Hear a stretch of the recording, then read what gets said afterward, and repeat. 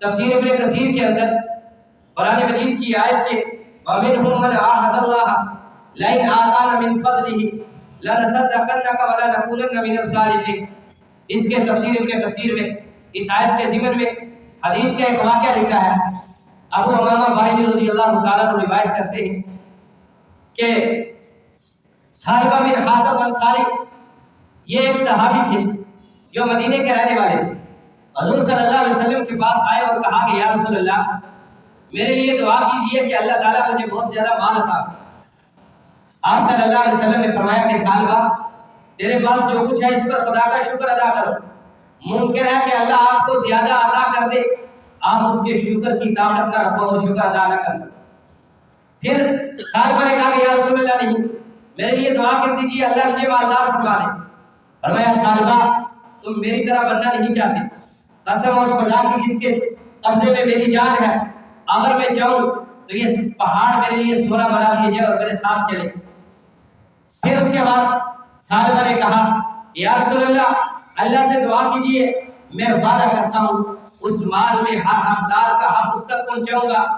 چنانچہ آپ صلی اللہ علیہ وسلم نے دعا کی یا اللہ ثعلبہ کو مال عطا فرما۔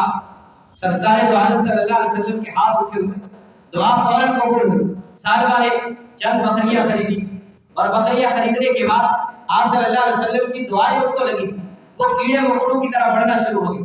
2-3 دن بچے دے رہے ہیں، ایسا ریوڑ بن گیا کہ ثعلبہ کے لیے مدینے میں ان بکریوں کا رکھنا مشکل ہو گیا۔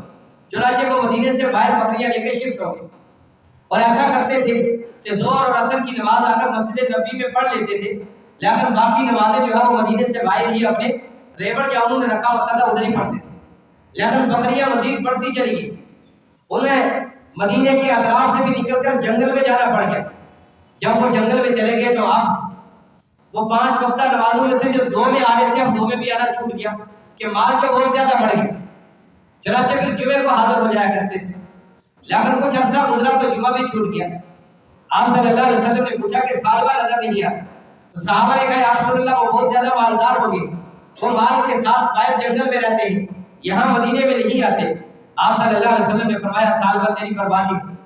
چنانچہ آپ صلی اللہ علیہ وسلم نے جب زکوٰۃ کا حکم نازل کیا تو 2 شخص زکوٰۃ لینے کے لیے قبیلہ جوہانیہ اور بنو اسلم میں بھیجے، اور حضرت ثعلبہ کا ریوڑ تو اسی طرف ہوتا تھا۔ فرمایا کہ وہاں ثعلبہ سے بھی زکوٰۃ لے کر آنا، اور اسی طرح ایک بنو اسلم کا ایک شخص ہے اس سے بھی زکوٰۃ لے کر آنا۔ تو جب یہ آپ صلی اللہ علیہ وسلم کے قاصد ثعلبہ کے پاس پہنچے اور آپ کا وہ خط پڑھ کر سنایا کہ آپ نے زکوٰۃ کے لیے بھیجا ہے، تو ثعلبہ نے کہا کہ مجھے تو یہ ٹیکس معلوم ہوتا ہے، میری سمجھ میں نہیں آ رہا، لیکن آپ یوں کرو باقی لوگوں سے اکٹھا کر کے واپس آ جانا، اس طرح جو لوگ ڈالنے والے ہوتے ہیں ویسے ہی کہہ دیتے۔ چنانچہ یہ چلے گی، بنو اسلم کے اس شخص کے پاس گئے، اس نے بڑا ویلکم کیا اور بڑا خوش ہوا کہ مجھے انتہائی خوشی ہے کہ اس کے پاس اونٹ تھے کہ حضور صلی اللہ علیہ وسلم نے میرے پاس آپ کو زکوٰۃ لینے کے لیے بھیجا۔ اس نے انتہائی عمدہ اونٹ نکالے اور ان کو کہا کہ یہ اونٹ لے لو۔ انہوں نے فرمایا ہم یہ نہیں لے سکتے، آپ کے اوپر اتنی زکوٰۃ فرض نہیں، آپ کی زکوٰۃ کم بنتی ہے۔ لیکن اس نے اصرار کیا میں خدا کے نام پر دے رہا ہوں، یہی عمدہ مال دوں گا، آپ لے جائیں، حضور صلی اللہ علیہ وسلم کو بتلا دیں۔ اس نے خوشی سے ادا کیا تھا۔ چنانچہ بنو اسلم کے اس شخص سے وہ اونٹ لیتے ہیں، حضرت یہ ثعلبہ تھے ان کے پاس واپس آتے ہیں۔ انہوں نے کہا کہ مجھے یہ ٹیکس معلوم ہوتا ہے، میں حضور صلی اللہ علیہ وسلم سے آ کر خود بات کر لوں۔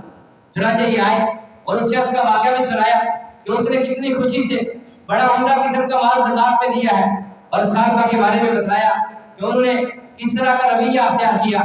آپ صلی اللہ علیہ وسلم بیٹھے ہوئے تھے، قرآن مجید کی آیتیں نازل کی کہ وَمِنْهُمْ مَنْ عَاهَدَ اللَّهَ، ان لوگوں میں سے کچھ وہ لوگ بھی تھے مَنْ عَاهَدَ اللَّهَ لَئِنْ آتَانَا مِنْ فَضْلِهِ، جنہوں نے اللہ سے وعدہ کیا تھا کہ اگر اللہ ہمیں اپنے فضل سے عطا کرے گا لَنَصَدَّقَنَّ، ہم اس میں سے صدقہ ادا کریں گے، اور صدقے کے ذریعے سے وَلَنَكُونَنَّ مِنَ الصَّالِحِينَ، ہم نیک بن جائیں گے۔